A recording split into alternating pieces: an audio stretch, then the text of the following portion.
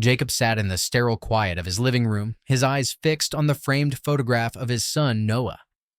It had been weeks since Noah's tragic accident, and the silence felt louder than ever. The house that once echoed with the sound of laughter now felt suffocating. Jacob had no idea how to move forward, how to process the pain that seemed to swallow him whole. It felt as though life had stopped, and he was stuck in a world that no longer made sense.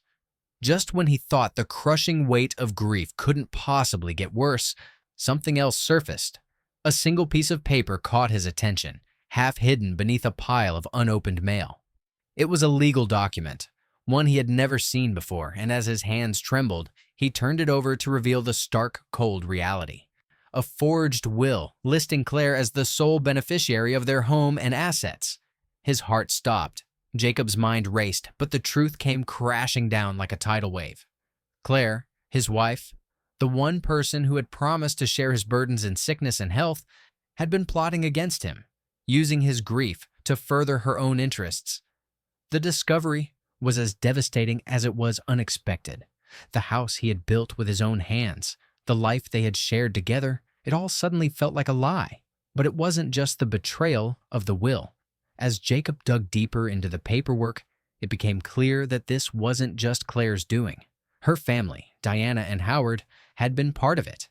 They'd all played a role in weaving a web of deceit that was designed to strip him of everything, leaving him broken and alone.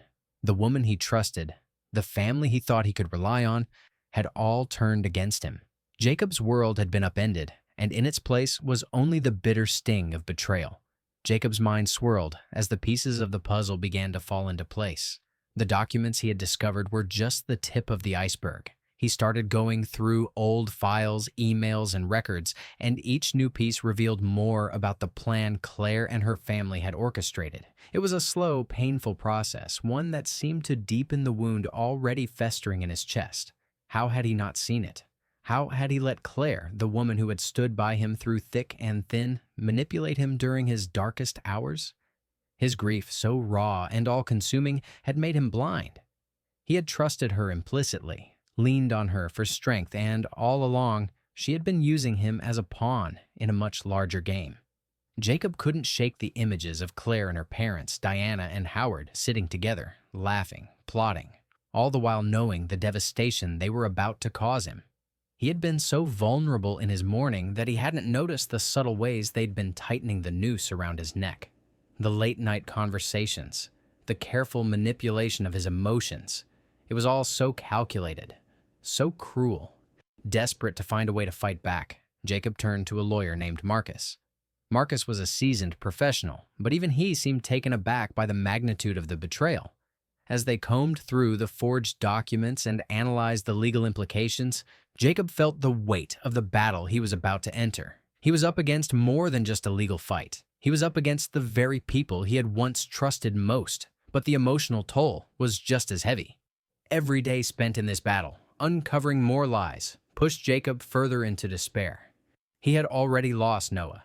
Now it felt like he was losing everything else too. His wife, his home, his sense of self. The further he went, the more it became clear. Claire, Diana, and Howard had been planning this for a long time, and Jacob was just the casualty in their game. Jacob stood in the center of their living room, the weight of the moment pressing down on him. Claire sat across from him, her eyes flicking nervously between him and the pile of documents on the coffee table. Diana and Howard flanked her, their expressions a mix of tension and guilt, though they tried to mask it with forced calmness. Jacob had gathered everything.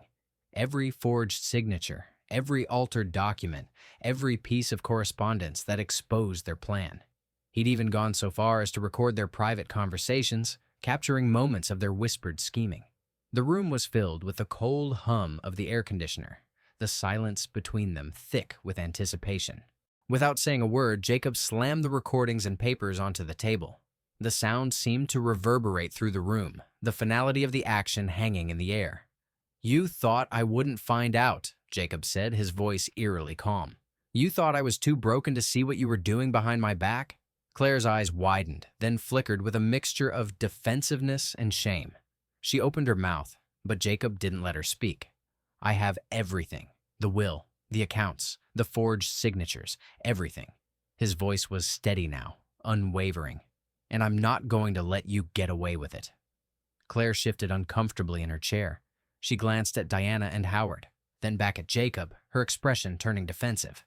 Jacob, please, you don't understand. This wasn't just about money. It was stress, grief. Jacob's fury cut her off. Don't even try to justify it. You manipulated me when I was at my weakest, and now you're going to lie to my face? You took advantage of my grief, Claire. The tension in the room thickened, suffocating the air around them. Claire's eyes welled with tears, but her attempt to appear vulnerable did nothing to sway Jacob. Diana shifted uncomfortably, the cracks in her confident facade becoming more apparent with every passing second. Howard, who had remained silent until now, looked like he wanted to flee, but was trapped by the undeniable evidence before him. Jacob's eyes burned with the anger he had kept hidden for so long. Don't think you can guilt-trip me into forgiving you. I trusted you. I loved you. And you betrayed me in the worst way possible. Claire's voice faltered. I didn't mean to hurt you. No, Jacob cut her off again. You didn't mean to get caught. The silence that followed was deafening, the weight of Jacob's words hanging heavy between them. Claire couldn't speak. Diana and Howard exchanged a look, but neither seemed to have the courage to defend their daughter. Jacob's fury had broken through their fragile facades, and in that moment, the truth was undeniable. The legal battle began almost immediately after Jacob's confrontation. With the documents and recordings in hand, Marcus, the lawyer Jacob had hired, filed motions to freeze the family's assets and prevent the sale of their home. The stakes were high, and Jacob knew that he wasn't just fighting for his house, he was fighting for his dignity, his trust, and his sense of justice. Claire and Diana, however, were not going down without a fight. They tried to manipulate the situation, presenting themselves as victims of a grieving husband who had lost his sense of reason. They claimed that Jacob's mental state, still raw from the death of their son, had clouded his judgment. But Marcus wasn't having it. He saw through their lies and pushed for a court-ordered asset freeze, preventing Claire from moving forward with any sale of the house or transferring any of the property. Claire, desperate, resorted to more drastic measures. She tried to present false financial documents, claiming legitimate claims to the estate and accusing Jacob of mismanaging the family's assets during his mourning. Diana, who had always been the more calculating of the two, worked behind the scenes to influence the court's perception of Jacob, but every attempt to manipulate the legal proceedings only revealed more of their deception. The cracks in Claire's defense grew wider with each passing day. Marcus dug deeper into her financial activities, uncovering secret bank accounts, unreported transactions, and illegal fund transfers that Claire had orchestrated to line her pockets. The evidence piled up against her, and with each revelation, the case against her grew stronger. Jacob's resolve never wavered. Each time they tried to undermine him, he stood firm. It was clear now that Claire had been planning this betrayal for far longer than he had ever imagined. The woman he had loved had turned out to be someone completely different, someone willing to sacrifice everything for power and control. But just when it seemed like Claire's empire of lies was beginning to crumble, Jacob received an unexpected piece of help. Mia, a former employee of Claire's who had witnessed some of the illicit dealings firsthand, reached out to him. She had information that could blow the case wide open. Documents, emails, even photographs that further tied Claire and her family to the illegal activities Jacob had suspected all along. With Mia's help, the case took a dramatic turn. The more they uncovered, the clearer it became that Claire's manipulation wasn't just about the house, it was part of a much larger scheme to siphon off the family's wealth, leaving Jacob with nothing. The courtroom battles were long and exhausting, but with every piece of evidence they presented, Jacob felt the weight of justice finally beginning to shift in his favor. The anger that had once consumed him was now channeled into his determination to expose the full extent of the betrayal and make sure Claire and her family were held accountable. The courtroom buzzed with anticipation, the tension in the air palpable. Jacob sat at the front, his lawyer Marcus by his side, and his gaze focused on the witness stand. For weeks, they had been gathering evidence, exposing Claire's lies, but the real breakthrough came when Brandon, Claire's accomplice, finally cracked under pressure. Brandon had been silent throughout most of the trial, his nervous glances and hesitations hinting at his growing unease. Jacob had known it was only a matter of time before the weight of his involvement became too much for him to bear. During his testimony, Brandon's resolve shattered like glass under a hammer. His voice wavered as he confessed to everything: the forged documents, the secret meetings, the way Claire had manipulated him and used him to help orchestrate the scheme. His words spilled out, uncontrollable and raw. I didn't want to be a part of it," Brandon stammered, his face pale. "But Claire, she promised me money and I couldn't say no. I didn't know how deep it went until it was too late. I just wanted to make it stop." The courtroom fell into stunned silence as his testimony unraveled the entire plot. Claire's carefully crafted defense began to crumble. Brandon's admission not only corroborated Jacob's claims but also revealed the full extent of the conspiracy. Claire's manipulation, Diana and Howard's complicity. It was all exposed in that moment. Diana and Howard, sitting in the back of the room, exchanged frantic looks. Their attempts to shift blame onto Jacob, to paint him as an unstable, grieving widower, now seemed futile. Their smug faces had faltered, and the mounting evidence crushed their defense. Every attempt to deflect, to twist the truth, only made them appear more guilty. Jacob's heart, which had been heavy with anger and sorrow for so long, began to lift. For the first time in this grueling process, he could see the end in sight. The truth had come to light, and with it, the hope that Claire and her family would face the consequences of their actions. The legal battle reached its peak in a final decisive court hearing. Jacob sat with Marcus, his pulse racing as the judge delivered the ruling. Claire, Diana, and Howard sat across from him, their faces a mixture of disbelief and anger.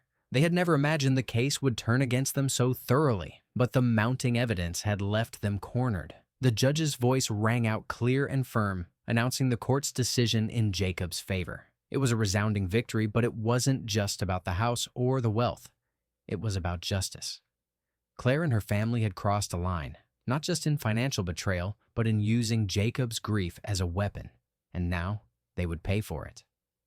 Claire Davis, Diana Monroe, and Howard Monroe, the judge declared, are found guilty of fraud, conspiracy, and elder abuse.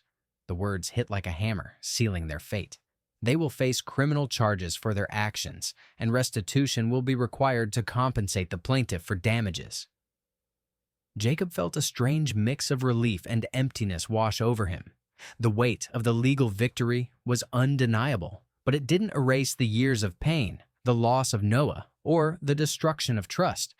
This victory wasn't about money or revenge.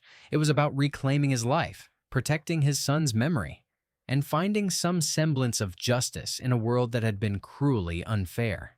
The house, the one place that had once been a sanctuary, was safe. Jacob could finally breathe, knowing that Claire wouldn't be able to sell it off or take it from him. But it wasn't just the property that mattered. The life insurance payout, which Claire had intended to manipulate for her own gain, would instead be redirected to a charitable foundation in Noah's name, a foundation that would support causes close to Jacob's heart, honoring the legacy of his son. As the gavel fell, Jacob stood, his resolve stronger than it had ever been. He hadn't just won in court. He had reclaimed his dignity. He had protected Noah's memory. And that, in the end, was more important than anything else. With the legal battle behind him, Jacob sat in his car outside the cemetery, the weight of the last few months pressing down on him. The courtroom had been a battlefield, and he had emerged victorious, but victory had come at an immense emotional cost. The legal battles, the betrayals, the uncovering of his wife's and in-laws' deceit, each revelation had stripped him of something precious. It was hard to pinpoint when the grief had been replaced by something else, something colder and more consuming. But now, as he stood at the entrance to Noah's grave, Jacob felt a different kind of heaviness. His son's absence had been a wound that refused to heal, no matter how much time passed. The small gravestone, with its simple engraving, was a painful reminder of what he had lost. But today, Jacob felt something else. A flicker of peace. The foundation in Noah's name was slowly taking shape, with donations already coming in to support youth programs and educational opportunities for disadvantaged children. Jacob had poured his heart into it, driven by a desire to honor his son's memory, to ensure that Noah's legacy would make a difference in the world. Kneeling beside the grave, Jacob whispered a silent promise to Noah. I will keep you alive in everything I do. I will carry your memory with me. Always. Just then, a figure appeared beside him.